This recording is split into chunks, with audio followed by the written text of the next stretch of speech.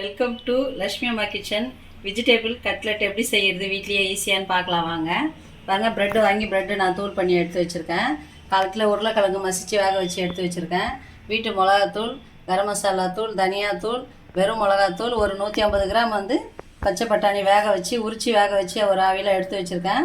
Cauliflower பூ ஒரு 50 gram, வெங்காயம் ஒரே ஒரு வெங்காயங்க மீடியம் சைஸு, 2 பச்சை மிளகா, இஞ்சி ஒரு சின்ன துண்டு, கொத்தமல்லி, கேரட் 50 கிராம், பீன்ஸ் 50 கிராம், இது வேர்க்கடலை, முந்திரிங்க. டிப் பண்ணி எடுக்கிறதுக்கு மைதா மாவுங்க. அவ்வளோதாங்க. கடாயை வச்சு கடாயை காஞ்சிச்சுங்க. எண்ணெய் கொஞ்சம் அதிகமாக பிடிக்குங்க, ஏன்னா எல்லா காய்கறியும் அதில் தான் வதக்க போகிறோம். இஞ்சி பொடிசாக அரிஞ்சு வச்சுருக்கேங்க, ஏன்னா ரொம்ப பெருசு பெருசாக இருந்தால் கட்லெட்டில் சாப்பிடும்போது கட்டுப்படும். அதனால் இஞ்சி நல்லா வதங்கினோடனே பொடிசாக நறுக்கி வச்சுருக்கேன். இந்த வெங்காயத்தை போடுவேங்க.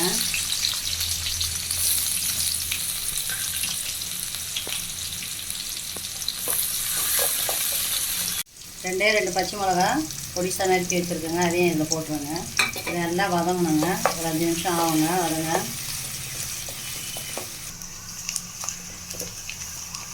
நல்லா வதங்கி வரணுங்க.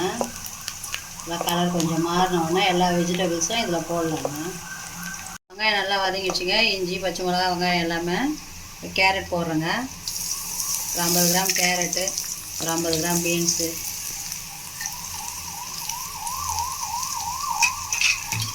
காலிஃப்ளவர் பூ பாருங்கள், பொடிசாக நல்லா கட் பண்ணி வச்சுருக்கேன், அதையும் போட்டுருவேங்க.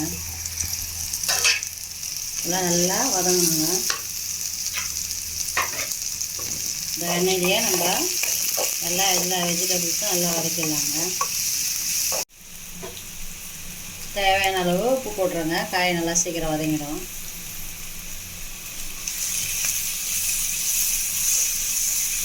ஆல்ரெடி நான் உரிச்ச பச்சை பட்டாணி சும்மா ஒரு ஆவியில் வேக வச்சு போட்டுருக்குங்க, ஏன்னா இது கூட வேகாதுன்றதுக்காக பட்டாணி அதில் சேர்த்துறேன்.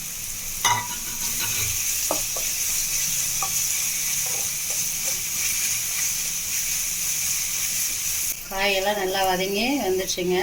இந்த ஸ்டேஜில் நம்ம தேவையான மசாலாலாம் இதில் போட்டுடலாங்க. மஞ்சத்தூள் 1/2 ஸ்பூனுங்க,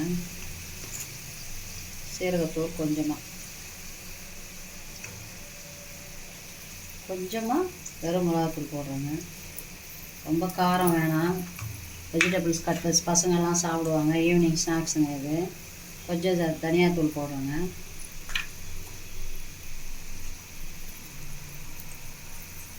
வீட்டு மிளகாத்தூள் கொஞ்சம் போடுறேங்க.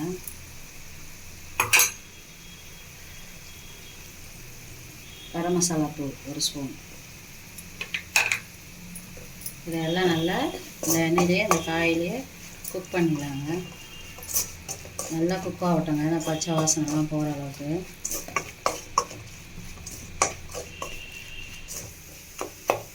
பட்டாணியெல்லாம் ஓரளவுக்கு நல்லா மசிச்சு விட்டுக்குங்க. இதுலேயே நல்லா நம்ம போட்ட மிளகாத்தூள், தனியாத்தூள், கரம் மசாலா எல்லாம் நல்லா வாசனை வர அளவுக்கு நல்லா ஃப்ரை பண்ணிக்கோங்க. 1/4 கிலோ உருளைக்கிழங்கு வேக வச்சு மசிச்சு வச்சுருக்கேங்க, அதை இதில் போட்டுருவேன்.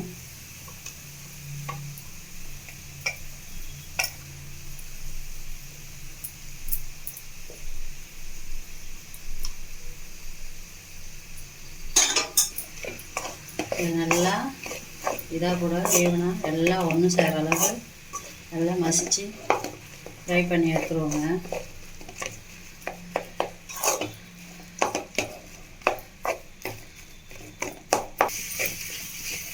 எல்லா மசாலாவும் ஈவனாக நல்லா ஒன்றா மேட்ச் பண்ணிக்கோங்க. இந்த ஸ்டேஜில் கொஞ்சம் உப்பு போட்டேன் நான். காய்க்கு உருளைக்கிழங்கு போட்டிருக்கோம். இந்த டைம் பார்த்து நீங்கள் உப்பு பத்தலைன்னா உப்பு போட்டுக்கோங்க. இந்த ஸ்டேஜில் பொடியாக நறுக்கி வச்ச கொத்தமல்லிங்க. அவ்வளோதாங்க. எல்லாம் ஈவனாக எல்லாம் மிக்ஸ் பண்ணியாச்சு. நல்லா ஆற வச்சிடலாங்க.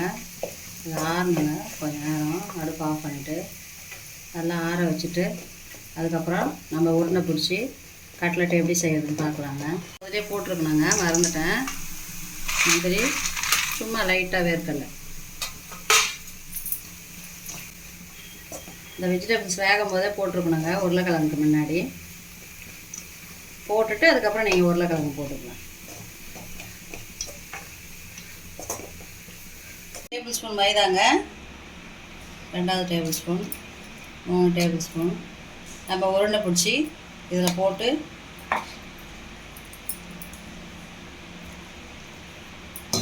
எல்லாம் கலக்கிக்கலாங்க.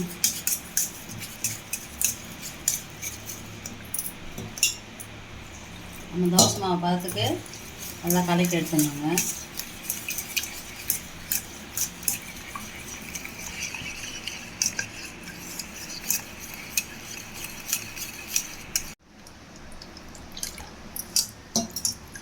பாருங்கள், நம்ம தோசை மைதா மாவு கோதுமை மாவு தோசை பதத்துக்கு வந்தால் போதுங்க. ரொம்ப கட்டியாகவும் இருக்கக்கூடாது. கட்டியாக இருந்தால் கோட்டிங் அதிகமாகி ரொம்ப தடிப்பாக கட்லெட் ஒரு மாதிரி இருக்குங்க. இந்த ஸ்டேஜ் போதுங்க. எண்ணெய் ஊற்றி எண்ணெய் காஞ்சிட்ருக்குங்க. கட்லெட் எப்படி செய்யலான்னு பார்க்கலாம் வாங்க.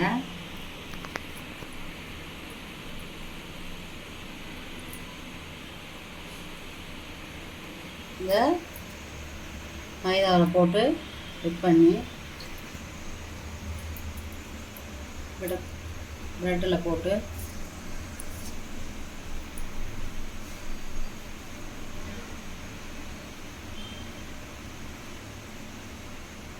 அவ்வளோதாங்க.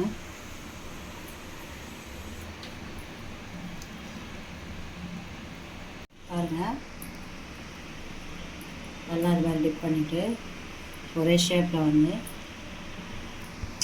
மைதாவில் போட்டு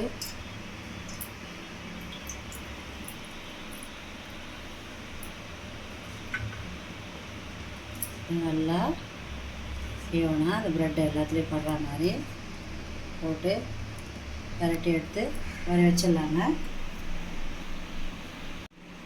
இதே மாதிரி எல்லா கட்லெட்டையும் ரெடி பண்ணி வச்சுக்கிட்டு எப்படி வருதுன்னு பார்க்கலாம் வாங்க. காட்டுறேன் உங்களுக்கு.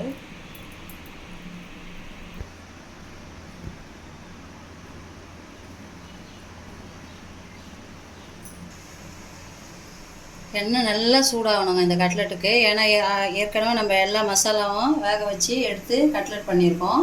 இந்த மைதா மாவும் இந்த ப்ரெட் கோட்டிங் தாங்க டக்குன்னு ஃப்ரை பண்ணி எடுத்துடணும் ஒரு 3 நிமிஷம் 5 நிமிஷத்துக்குள்ளே. அதனால் எண்ணெய் நல்லா சூடாக இருக்கணும். எண்ணெய் காயாத முன்னே போட்டால் எண்ணெய் குடிக்க ஆரம்பிச்சிடுங்க. அதனால் எண்ணெய் நல்லா காஞ்ச உடனே நம்ம போட்டு எடுத்துடலாங்க. எண்ணெய் நல்லா காஞ்சிச்சிங்க.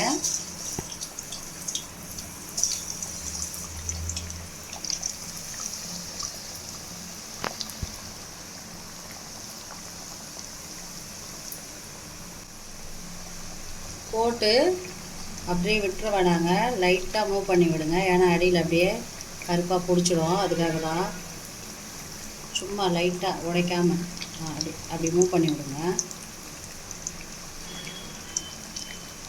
அவ்வளோதாங்க. ஒரு 3 நிமிஷம் 5 நிமிஷம் தாங்க. கலர் மாறினோடனே திருப்பி போட்டு எடுத்துடலாங்க.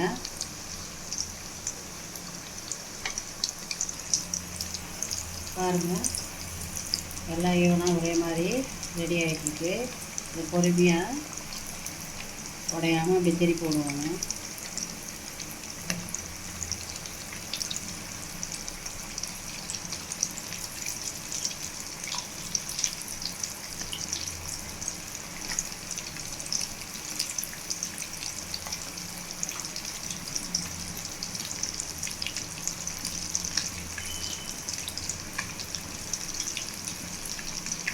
கட்லெட் சூப்பராக ரெடி ஆகிடுச்சிங்க.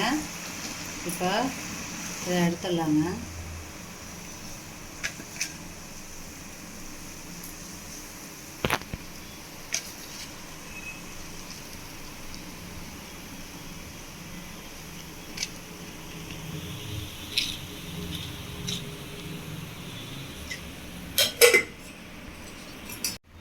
கட்லெட் பாருங்கள், கலர் சூப்பராக இந்த மாதிரி 2 பக்கமும் திருப்பி போட்டு பொறுமையாக எடுங்க. சூப்பராக வருங்க. ரொம்பவே நல்லாயிருக்கும். ஈவினிங் ஸ்நாக்ஸ் இது பசங்களுக்கு ரொம்ப பிடிக்கும். பாருங்கள் எப்படி மொறு மொறுன்னு இருக்குன்னு காட்டுறவாங்க.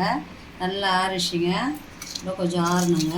இது கூட டொமேட்டோ சாஸ் வச்சு தொட்டு கொடுத்தா பசங்களுக்கு பாருங்கள் சூப்பராக இருக்குது பாருங்கள், மொறுன்னு மேலே அவ்வளோ பாருங்கள் முந்திரியோட வெஜிடபிள்ஸ் எல்லாம். இந்த வீடியோ பிடிச்சிருந்தா லைக் பண்ணுங்கள், ஷேர் பண்ணுங்கள், கமெண்ட் பண்ணுங்கள். லக்ஷ்மி அம்மா கிச்சனுக்கு மறக்காமல் சப்ஸ்கிரைப் பண்ணுங்கள்.